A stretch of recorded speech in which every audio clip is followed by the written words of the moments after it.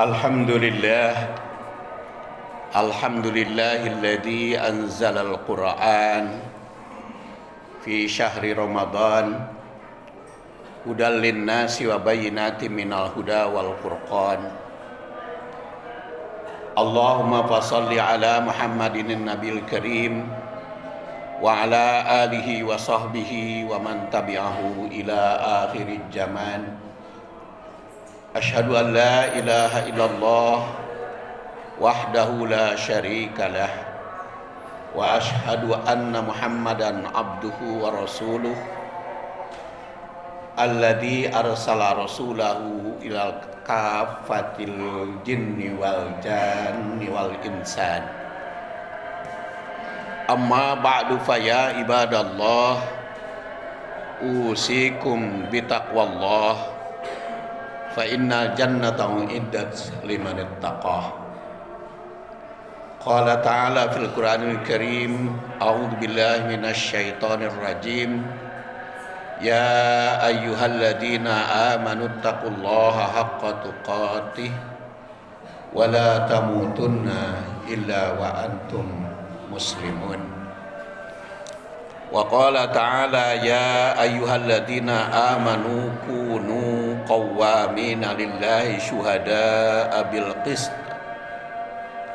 wa la yajrimannakum syana'anu qaumin ala alla ta'dilu i'dilu huwa aqrabu littaqwa wattaqullaha innallaha khabirum bima ta'malun. Sidang Jumat rahimakumullah, khotib pada hari ini berwasiat takwa yang berkaitan dengan keadilan di dalam rumah tangga.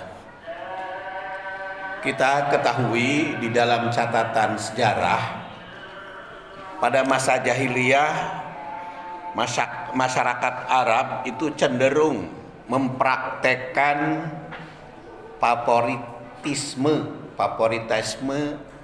pada salah satu keluarga, utamanya keluarga keturunan yang berjenis kelamin laki-laki, sehingga mementingkan kaum pria di atas kepentingan wanita, dan termasuk juga mereka di dalam pemberian harta.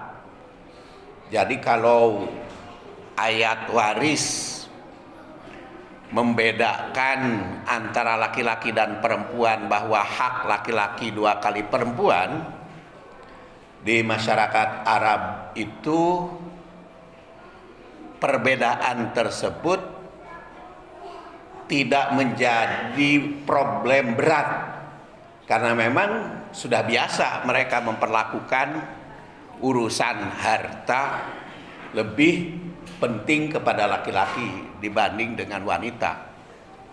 Beda dengan di Indonesia, ketika ayat waris itu membedakan antara pria dengan wanita, maka banyak protes dari kalangan wanita. Jadi memang ayat Al-Quran, syariah Islam maupun hadis, diterima atau tidaknya di kalangan masyarakat itu dipengaruhi oleh budaya masing-masing, oleh historis di kalangan mereka. Maka ketika ayat yang mempersilahkan atau membolehkan laki-laki punya istri lebih dari 1 sampai 4 di kalangan masyarakat Arab pada saat itu, tidak begitu banyak protes dari kalangan laki-laki, karena hanya untuk dikurangi saja. Karena di kalangan mereka ada yang punya istri 11, ada yang 9, ada yang 8, lalu oleh Rasulullah disuruh menceraikan dan menyisakan 4. Jadi ditinjau dari sudut historis, ayat itu diterima oleh masyarakat Arab, walaupun nampak perbedaan antara hak laki-laki dengan perempuan di dalam masalah urusan bilangan pernikahan. Beda dengan di Indonesia, ayat itu jadi persoalan, apalagi kalau sampai 4. Apalagi sampai sekarang jumlah laki-laki lebih banyak dari kalangan wanita di Indonesia itu. Sidang Jumat rahimakumullah.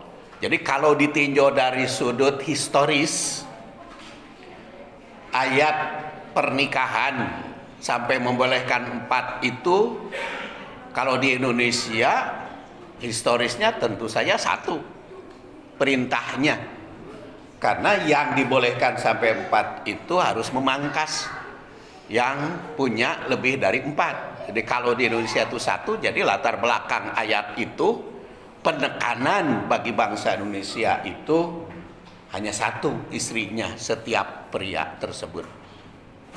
Sidang Jumat rahimakumullah, tadi saya katakan di dalam urusan keluarga. Dan ini pernah terjadi ketidakadilan. Sebetulnya ketidakadilan itu hanya di dalam praktek yang jelas, yang benar. Umpamanya Nabi Yakub,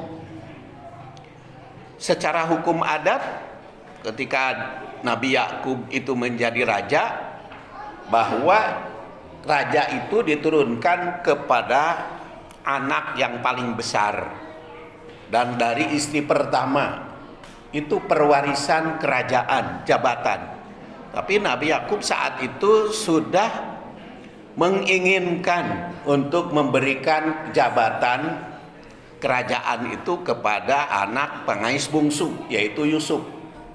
Maka disitulah terjadi di kalangan putra-putranya menjadi iri akibat dari perwarisan yang tidak adil menurut hukum mereka. Sidang Jumat rahimakumullah, maka kita diajarkan oleh Allah Subhanahu wa taala untuk berbuat adil kepada anak itu, baik adil secara material maupun immaterial, termasuk juga dalam emosional. Karena kita ketahui kan, di antara anak yang kita miliki itu ada yang lebih dekat dengan ibunya, ada yang lebih dekat dengan bapaknya, ada yang bantuannya terhadap orang tua juga lebih hebat dibanding dengan anak-anak yang lain. Itulah yang menimbulkan ketidakadilan emosional orang tua terhadap anak. Dan ini juga dialami oleh Nu'man bin Bashir. Pada saat itu Nu'man bin Bashir mendapat hadiah hibah dari orang tuanya, padahal saudaranya enggak. Jadi Bashir itu lebih cenderung memberikan hartanya kepada putra yang bernama Nu'man. Tapi saat itu diprotes oleh istrinya sendiri. Nama istrinya adalah Amroh bin Ruahah. Dia mengatakan kepada Bashir, jangan diserahkan kepada Nu'man, tapi harus adil dengan anak-anak lain. Kecuali lah kalau diizinkan oleh Rasulullah Shallallahu Alaihi Wasallam. Maka pada saat itu Nu'man bin Bashir membawa persoalan ayahnya kepada Rasulullah Shallallahu Alaihi Wasallam. Hadisnya ini diriwayatkan oleh Al-Bukhari yang wafat 256 Hijriah, nomor 2398.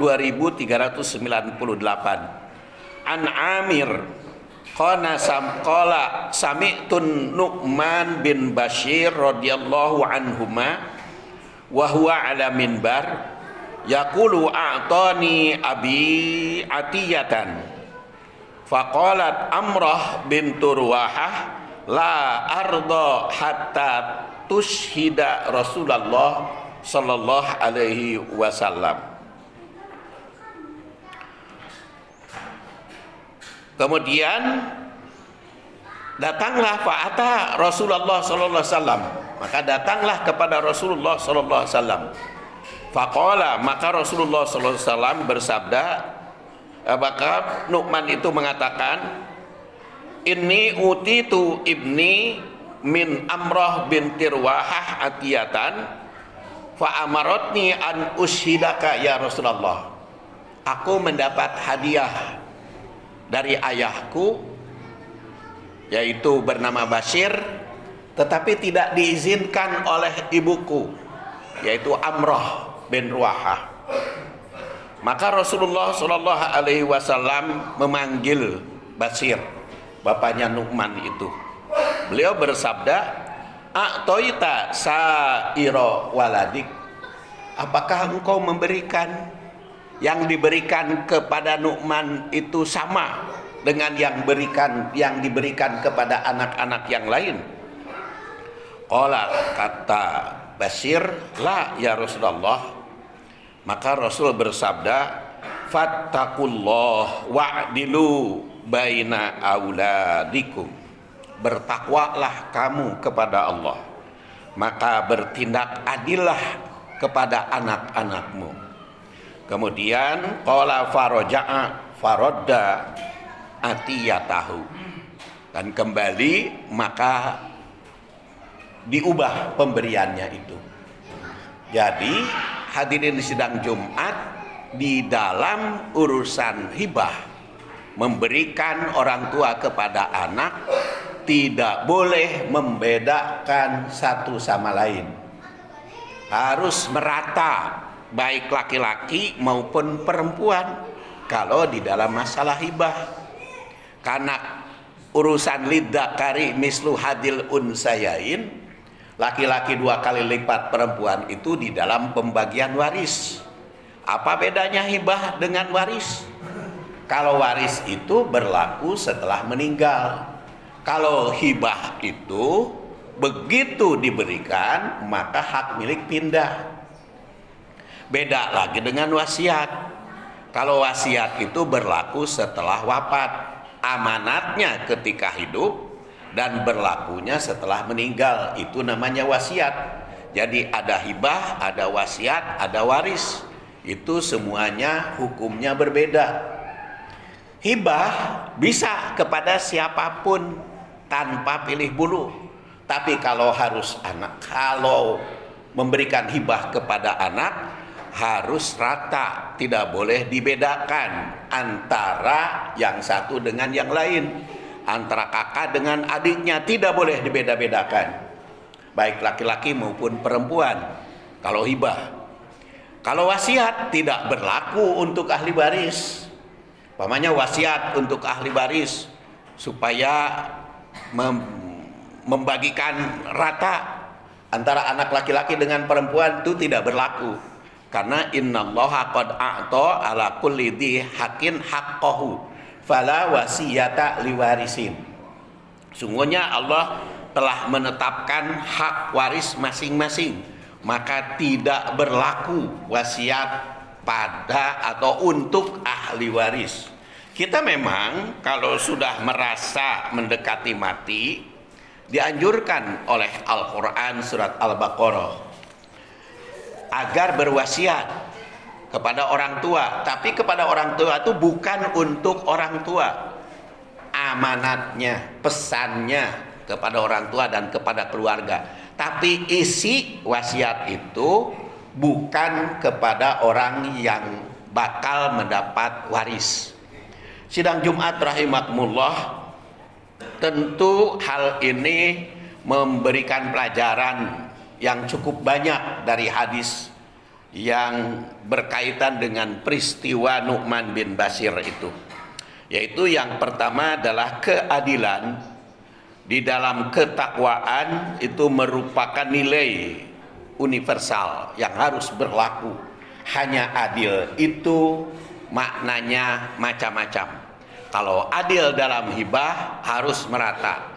Kalau adil di dalam hukum waris, bedakan laki-laki dengan perempuan. Adil di dalam wasiat, tidak boleh harta diwasiatkan untuk ahli waris. Tapi pesannya kepada ahli waris itu keadilan. Maknanya sangat universal, maknanya cukup luas dan ada ketentuan-ketentuannya. Maka wa malam yahkum bima anzalallah wa ulaika humud dzalimun. Orang yang tidak menetapkan berdasar hukum Allah itu dolim. Jadi yang adil itu adalah yang mengikuti aturan Allah Subhanahu wa taala. Kemudian yang kedua, di era postmodern sekarang ini, maka termasuk otoritas laki-laki dengan perempuan itu harus diperbaiki. Karena apa? Karena Allah Subhanahu wa taala telah menetapkan hak itu sesuai dengan kewajibannya. Kemudian yang ketiga, prinsip kesetaraan di dalam rumah tangga antara anak laki-laki, anak perempuan, anak cikal, anak bungsu, itu perlakuan orang tua harus sama. Tidak boleh terpengaruh oleh sikap mereka terhadap kita. Jangan emosi kita dipengaruhi oleh sikap mereka. Jadi tindakannya jangan sampai mempengaruhi, tindakan kita jangan sampai mempengaruhi ketidakadilan. Makanya contoh Nabi Yakub kepada putra-putranya, walaupun sebenarnya itu di dalam rangka menegakkan keadilan, tapi jangan sampai nampak diketahui oleh saudara-saudara yang lain. Sidang Jumat rahimakumullah, tentu saja masih banyak makna yang terkandung di dalam hadis ini. Ghafarallahu li walakum walhamdulillahirabbil alamin.